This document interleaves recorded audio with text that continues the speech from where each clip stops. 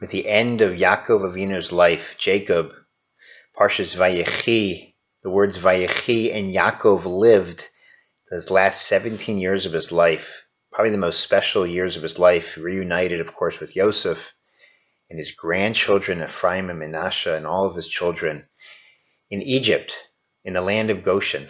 And he gathers his children, and he's about to give them a blessing. Before he does that, he actually takes Yosef's children, his grandchildren, first, before any of his children, and he blesses them first. Why is that?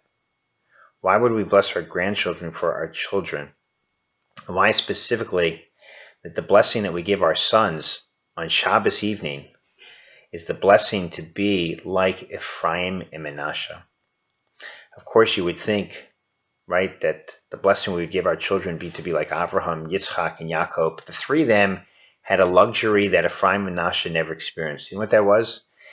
They were raised in the land of Eretz Yisrael. In Eretz Yisrael, you walk through the streets, a certain holiness in the air. There's a certain wisdom in the air. The smell of Shabbos, of the music, everything is Jewish in Eretz Yisrael. It's easy almost. You just sort of roll with it. Not the case, though, outside of Eretz Yisrael. You have to fight really hard. You use it or lose it. And when Yaakov saw and how impressed he was with Ephraim and Manasseh through the parenting of Yosef, that these two children were B'nai Torah. They were steadfast in the mitzvahs. They did not give in to the seduction of the culture of Egypt. Remember, Yosef's life was up and down. Down first, he was thrown into the pit by his brothers. Up, he became part of the establishment in Egypt serving Potiphar. And then he was accused of being with Ashes Potiphar. Then down to the jail. And then back up when he interpreted Paro's dreams and became the viceroy, the second in command.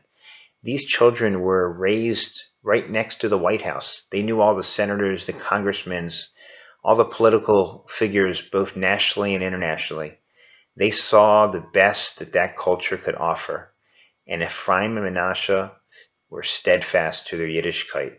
The challenge is not to have Jewish children, but to have Jewish grandchildren.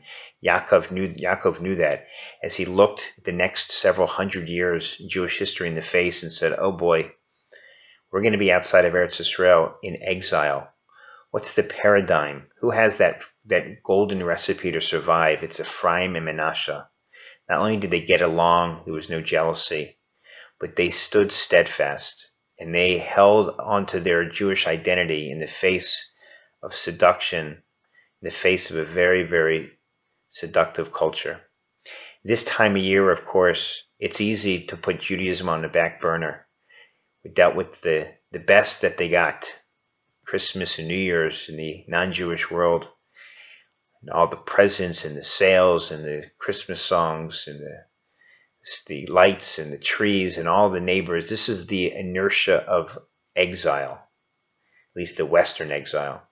And so it's easy to put it on the back burner. But come this Shabbos night, Friday night, every Jew has to make Kiddush and bless his children to be like Ephraim and Manasseh. We remind ourselves as we leave Sefer Bereshis and we move into the next Sefer of Shmos, which details the Jewish exile, that Ephraim and Manasseh should be our inspiration to hold on to our Judaism, not to change the names of our Jewish names into Goyish names, not to start dressing like them, get haircuts like them, not to talk like them or listen to their music, to hold on steadfast to be like Ephraim and Manasseh. That's the blessing for all of us, for our children, our boys and girls.